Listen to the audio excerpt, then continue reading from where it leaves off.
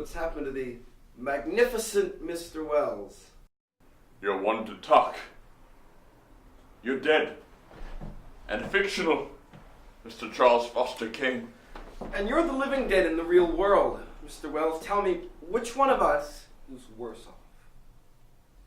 It's an interesting question, Mr. Kane. Yes, it is. Why do you keep trying, Orson? You should have saved your money and built yourself a castle years ago instead of continuing trying to make pictures.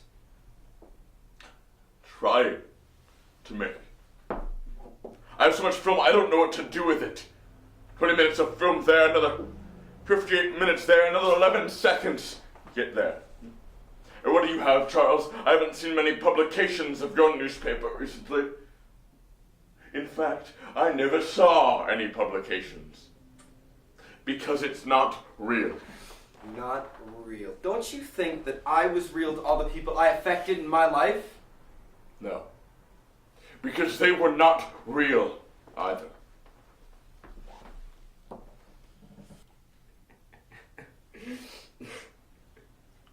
What are you laughing at? Oh, it's funny when you wrote Citizen Kane, you based me on Sir William Randolph Hearst, yet my life ended up having far more similarity to, yours. Well, now, Charles, I take that as an insult. It should be. I mean, look at us. We're friendless. Friendless. Yeah, and alone. That's ridiculous, sir. Had tons of friends. What was that she wrote about me? All I wanted was to be loved, but the tragedy of Charles Foster Kane is he just didn't have any to give. I gave plenty. I had friends. Why, look at Joe. Joe Cotton? He's fine enough to keep appearing in your films when you ask him. You use his talents to further your own career, but how do you repay him? He ends up with the nickname, the eternal sidekick to Orson Welles. All you did was take. When your acting career was on the skids, he fought to give you a role that would get you back in the game, and what did you do? You stole the goddamn screen from him every time his character was on. You, sir, do not know the first thing about people. You wanted to give them freedom like it was a gift, not a right.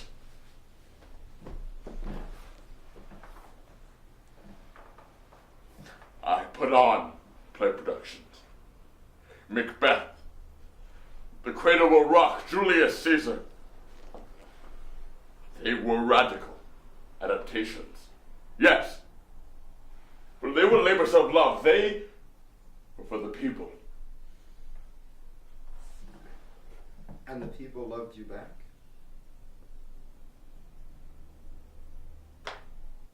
No. Only Macbeth was a huge success.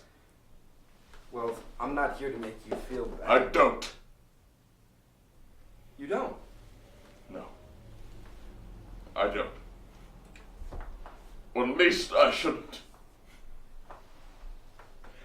It's the world that should feel bad. You think I came into this world saying I wanted to start at the top and work my way down? You think I wanted to be a has-been recording P and Sherry commercials in my old age? A hack? No. No, I had plans. I had ideas.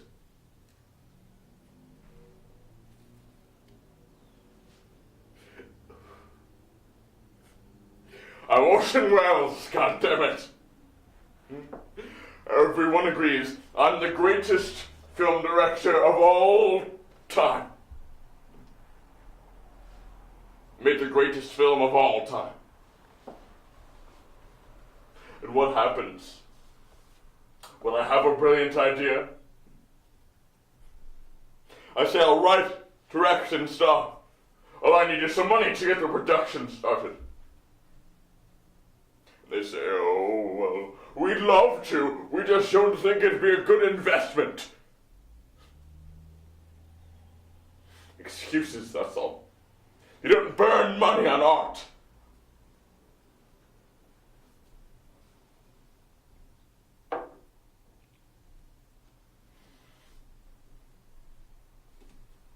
The real secret of Rosebud is worthless.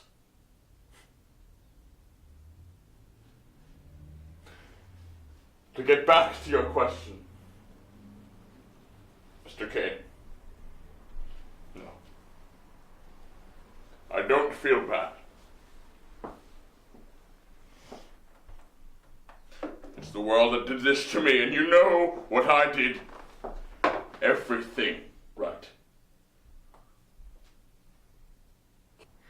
That was quite a speech. You should have put that in one of your films. You would have made some money.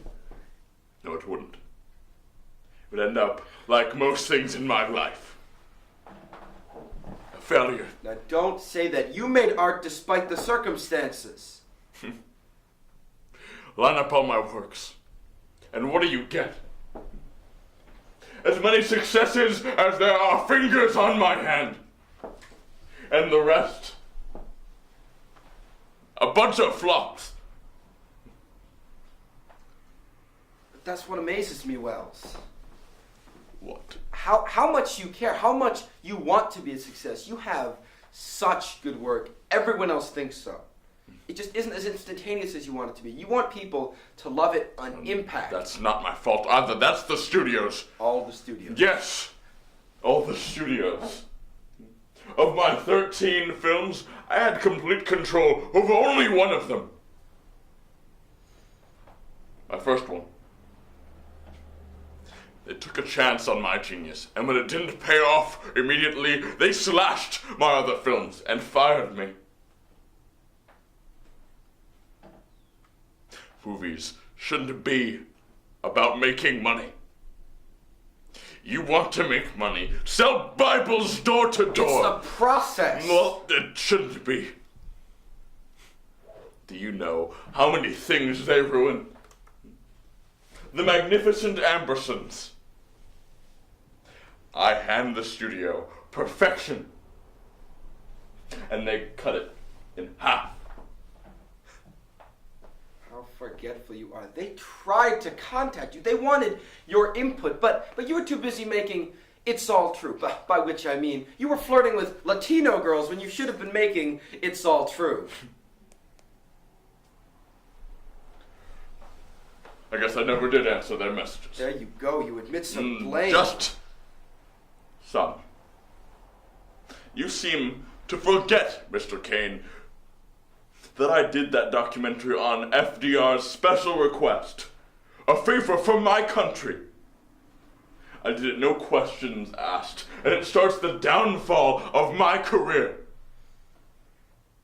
And to top it all off, they don't even use the bloody fucking thing. Listen to, you're talking about a special request from the president like it's a burden. That's a privilege. Do you know what your problem is? You always gagged on the silver spoon. Using my own lines against me.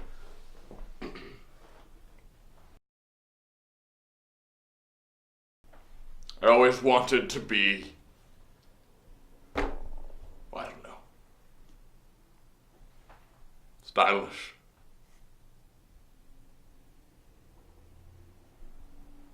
Self-loathing?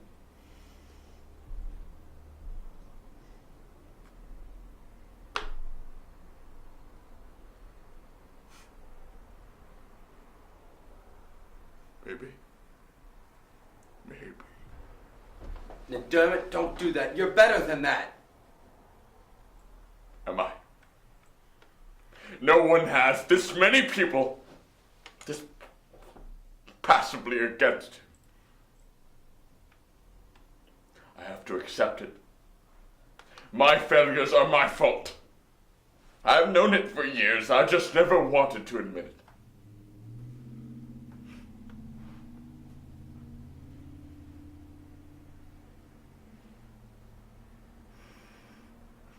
Just look. I flickered. I could have burned bright. You did, just like I did. I changed the news, You you didn't changed film. Do anything, sir. You are fictional.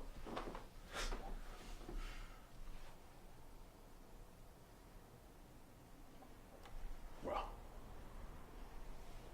you did play a pretty important part.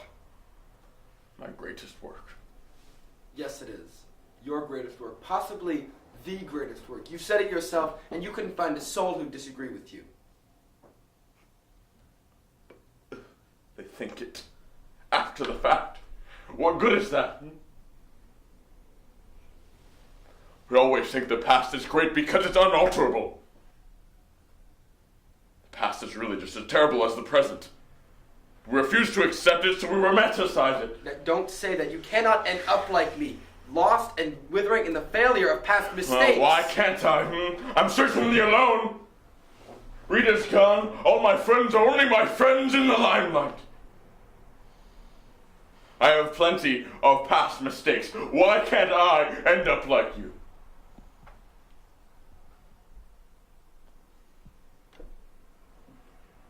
Because of who you are.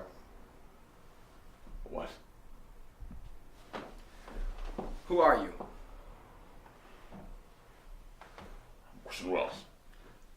Who are you? A person. And what does that person do?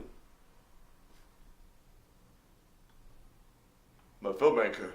Then God damn it, make some films! Have you not been listening? I have tried!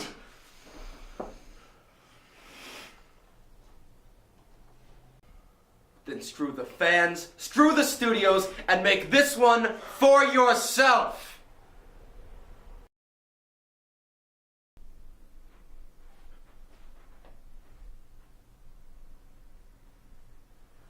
Don Quixote.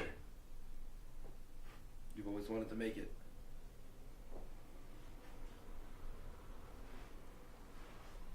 Why not? Who cares if it's hated? Who cares if it flops?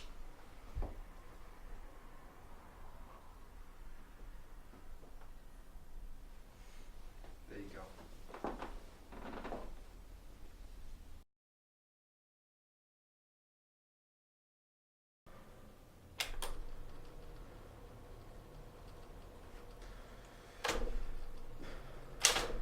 The movie opens with our hero, Don Quixote, staring at the windows. Despite the futileness of his situation and his lack of success, he knows what he must do.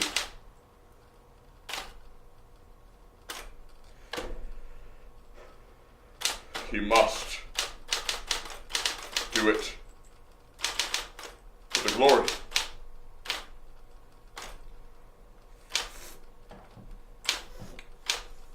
For